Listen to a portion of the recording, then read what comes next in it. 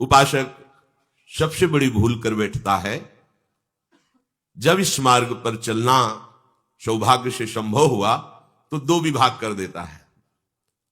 द्वंद्व मोहेन भारत, मोहित होकर, एक शुभ एक अशुभ, एक अच्छा एक बुरा, एक संसार एक भगवान, एक भजन एक क्रिया, दो विभाग कर देता है। यह बात गहराई से उसके हृदय में बैठी हुई है कि साधना करना, भजन करना, जप करना ये एक अलग विभाग है और सांसारिक व्यवहारिक क्रियाएं करना एक अलग विभाग है। जो दो विभाग रखकर साधक चलता है वह द्वंद्वों से मोहित होकर परास्त हो जाता है। ध्यान से सुनना, कारण कि माला और नाम जप उसको तो समझता है भजन, और जितनी क्रियाएं हैं उनको सब संसार की समझता है।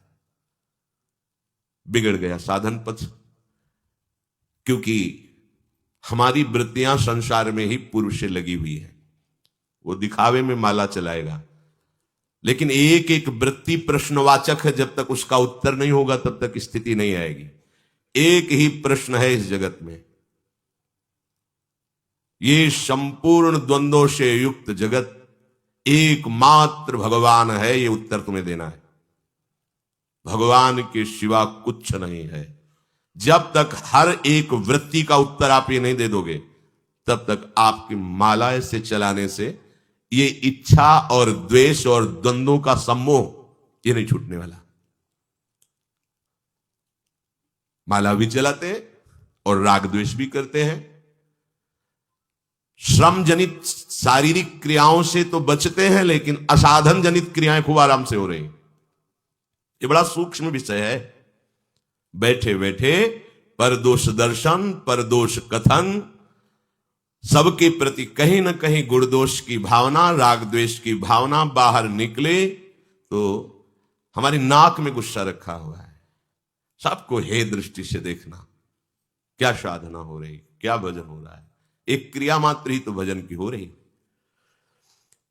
काम क्रोधादि की वृत्तियां उसकी बढ़ ही जाती है, वो जांच नहीं पाता है। एक एक वृत्ति उसकी उसके द्वंद्व मोह में फंसा रही, वो जांच नहीं पा रहा है। यही राग द्वेष में परिणित होकर के उसके भजन की वृत्ति को ढक करके पुनः विषय मार्ग में ले जाए। कब तक सहोगे? निज सुख बिन मन होई कि थीरा, गिरना पड़ेगा। ये कामादि दोष आपको आकर्षित करके नष्ट कर देंगे। ऐसा नहीं कि उनको अनुभव नहीं होता, होता है, पर विवेक सही होने ना होने के कारण निर्णय नहीं कर पाते। कर्मठ कठिन सशल्य नित सोचत शीस धुनंत, श्री हरिवंश जो उद्धरी सोई रस रीत सुनंत। सोई रस रीत सुनंत अंत अनसहन करत तब, जब जब जियन विचार सार मानत मन तब तब।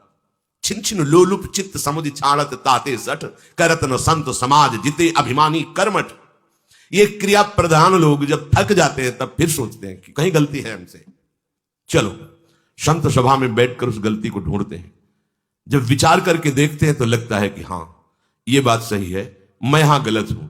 पर फिर क्रिया प्रधान वृत्ति होने के कारण, अहम वृत्ति जोर कसने के कारण, मनोनुकूल चलने के कारण फिर वो अनसहन करने लगते हैं, दूरी बनाने लगते हैं। क्यों ऐसा नहीं कर पाते?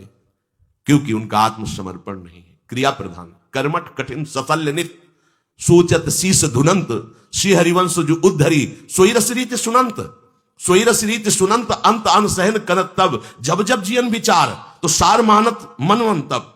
पर छिन छिन लोलुप चित्त समुझ छाणत ताते सठ, करत न संत समाज जिते अभिमानी कर्मठ। क्रिया प्रधान मनमुखी आचरण और अभिमानी, ये दोनों एक ही बात है। अंतर से ये दो शब्द कहने को लग रहे हैं, लेकिन अंतर में देहाभिमान से ही मनमुखता की पुष्टता होती है। उपासक को चाहिए कि इस भावना का त्याग कर दे। बहुत बड़ा दोष है भगवत प्राप्ति में, भारी अनर्थ आगे चलकर पैदा हो जाएगा। पर वो अनर्थ को अनर्थ समझे तब ना हो, तो अनर्थ को ही अर्थ समझता है, अनर्थ को ही सुख समझता है।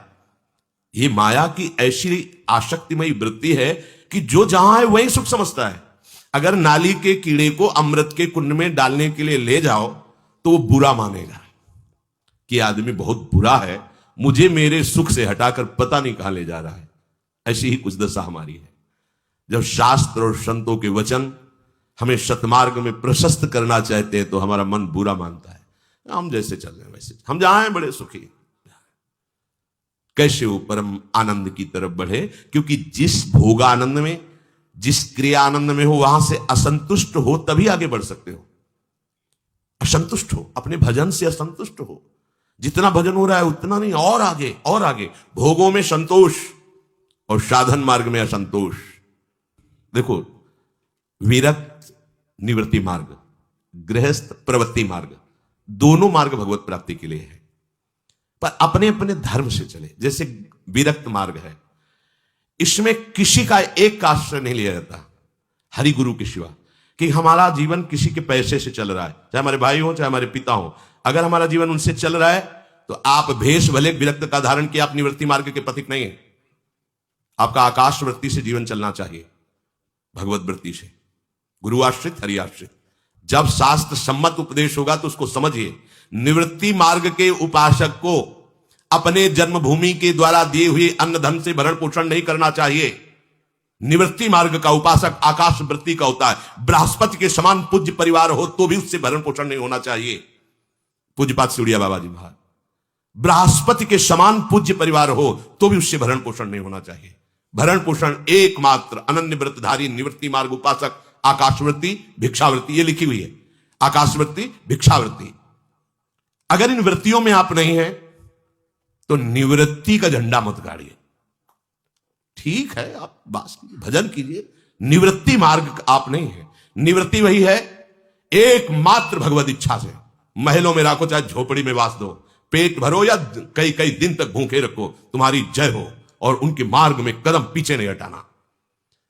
संतों की प्रकाश वृत्ति को दुनिया ने देखा है, उनकी परिपक्व अवस्था को। जब सूर्य का तपता हुआ तेज जैसे ऐसे उनका जब तेज प्रकाशित होता है तब संसार उनके, लेकिन उनकी कृष्ण पक्ष की स्थिति को कभी नहीं देखा किसी ने। कभी किसी की जीवनी में कृष्ण पक्ष नहीं लिखा गया। जब कभी किसी का जीवन लिखा जाएगा तो प्रकाश वाला जीवन लिखा जाएगा, अच्छा अच्छा लिखा जाएगा। उसकी छाती से पूछो कि यह मार्ग कैसा होता है, यह मार्ग क्या है जो वास्तविक मार्ग में चला है। हम मनमुखी चाल चलते चले जा रहे हैं, जीवन को सत्य मार्ग से विलग करते चले जा रहे हैं। आंतरिक वृत्ति को देखना है, हमारा अहम का पोषण हो रहा है, नहीं किया कभी, करो निवृत्ति मार्ग, जाओ गालियां सहो और दरवाजे में जाकर टुकड़े मांगो और फिर उधर का पोषण करो। या पूज्य श्री नारायण स्वामी जी के चरित्र में पाया गया, कहीं लेबरी हो रही तो 4-6 घंटे कर दिए, ईट पत्थर चुना दी। उसने जब पेमेंट देने को कहा, होगा 4 रोटी दे दीजिए, रोटी ली, भरण पोषण किया। या आकाश वृत्ति से महात्मा बैठा है, जो हरि देंगे।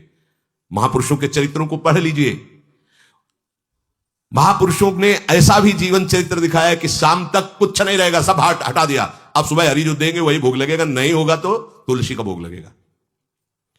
अगर घर के अन्न से पोषण निवृत्ति मार्ग से होता तो पूज्य श्री रघुनाथ दास गोस्वामी राधा कुंडवासी जब जगन्नाथपुरी में थे तो 2 रसोइया 4 सेवक खूब ऐश्वर्य, उनके पिता ने भेजा था कि मेरा बेटा विरक्त हो गया है, जगन्नाथ जी में रहता है, समय से उसको बाल भोग, राजभोग, शयन भोग। 1-2 दिन उन्होंने महाप्रभु चैतन्य देव की सेवा में अर्पित किया।